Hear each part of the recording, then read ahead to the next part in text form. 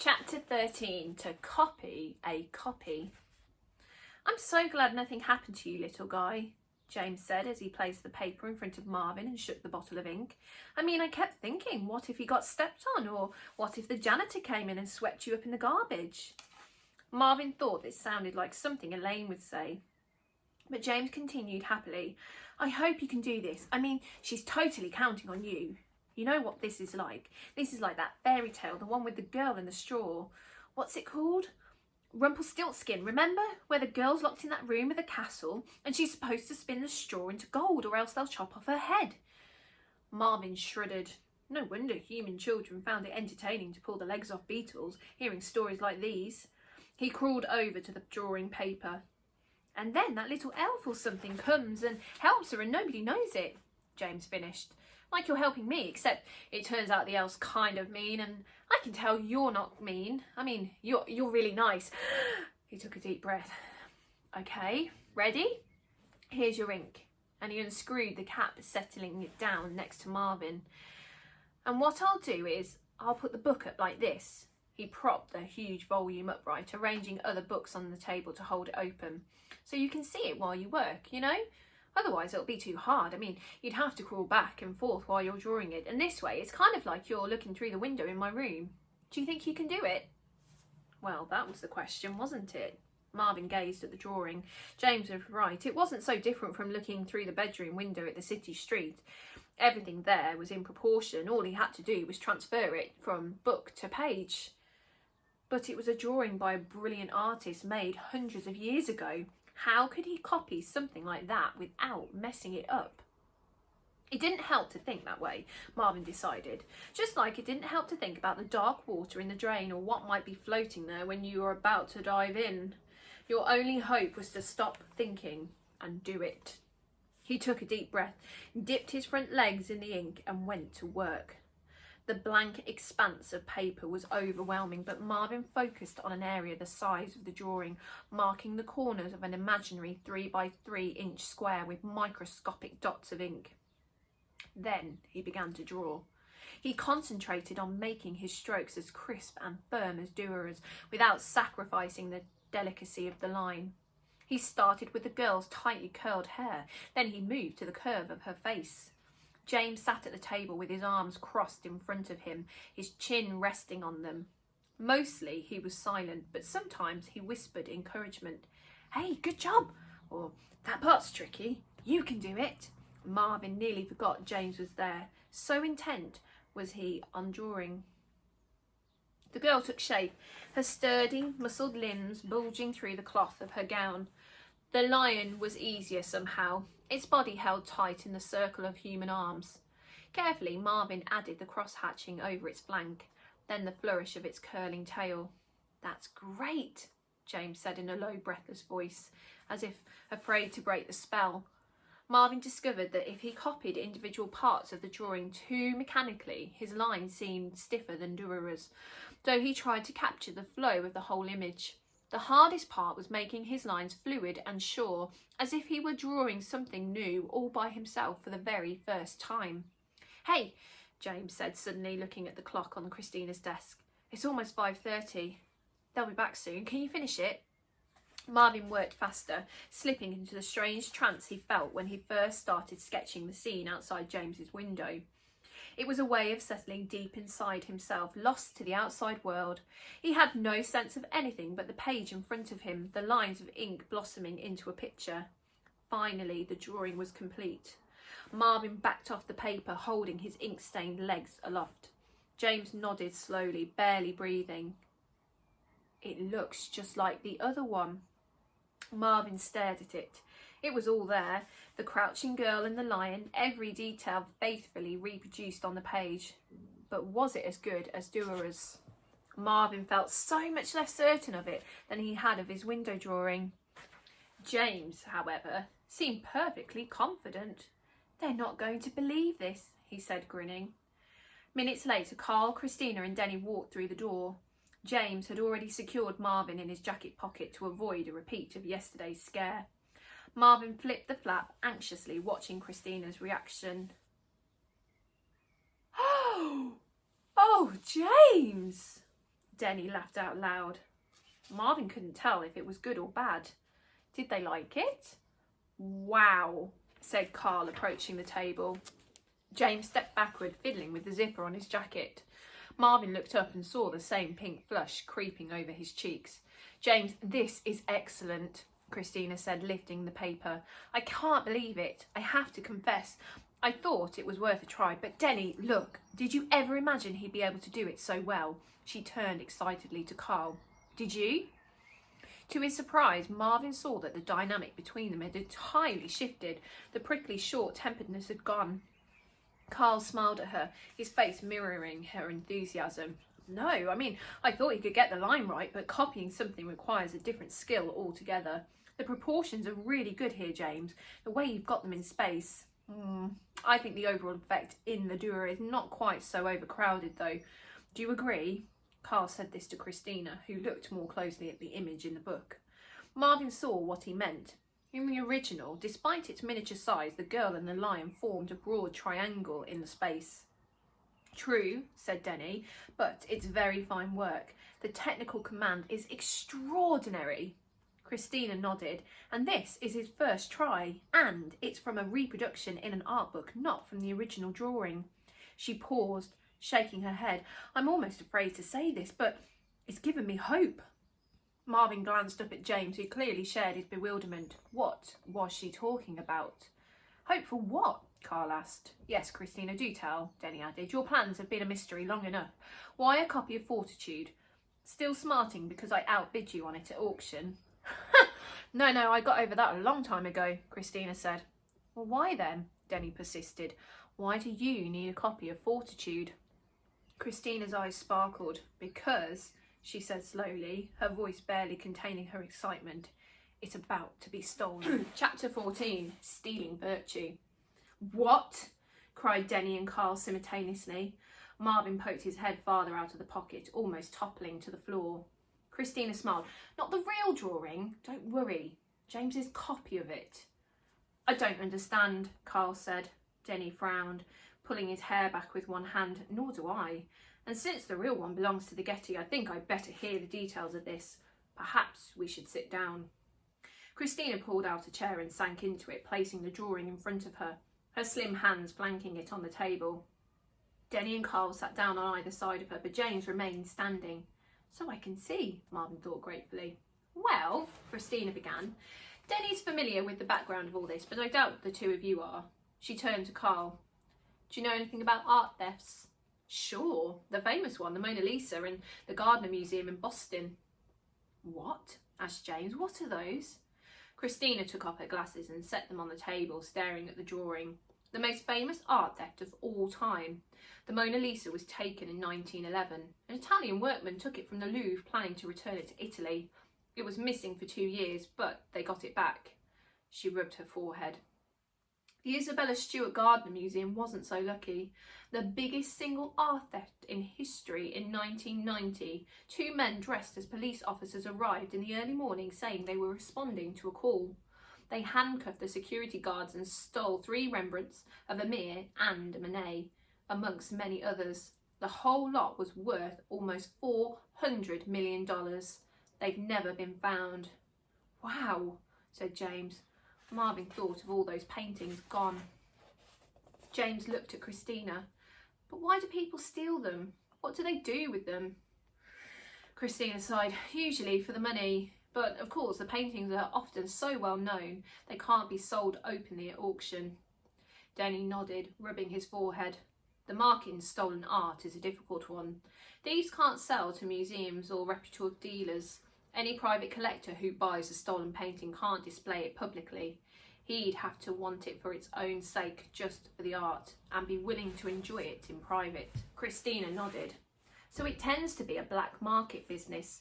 Criminals trade the paintings for other forbidden things. Really? James's eyes were wide. Marvin had to admit it was hard to picture someone swapping one of those lovely, delicate, century-old artworks for bad, unacceptable things. Well, that's one kind of theft, Denny interjected. Stealing art is not like other crimes. Sometimes it's not for money at all. Sometimes it really is for the love. True, Christina nodded. There can be genuine feeling behind it. In the case of the Mona Lisa, the thief just wanted the painting returned to its homeland. But why would he care about that? James asked. Carl ruffled his hair.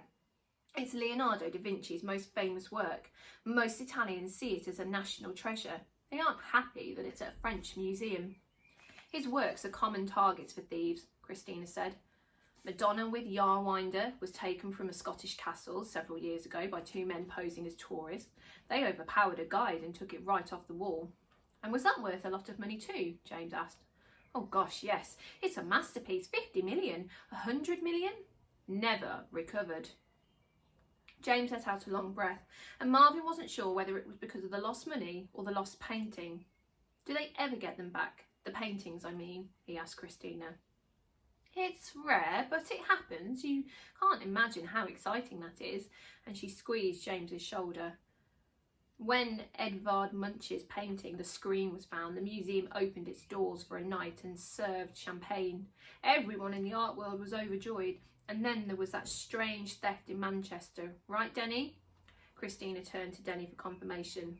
In England a few years ago, a bunch of stolen canvases by Van Gogh, Picasso and Gauguin were found rolled up in a cardboard tube and stuffed behind a public toilet just down the street from the gallery where they'd been stolen 2 days earlier.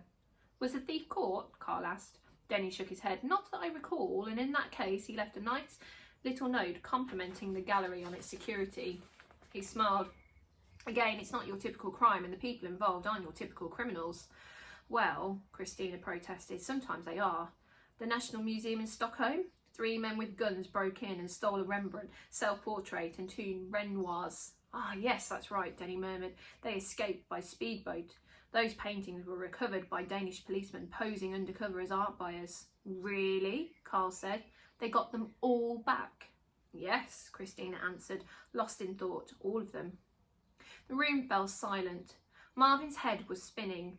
It was hard to imagine dusty, quiet museums as the settings for such flamboyant crimes. It was also hard to believe that a drawing or painting could be worth so many millions of dollars.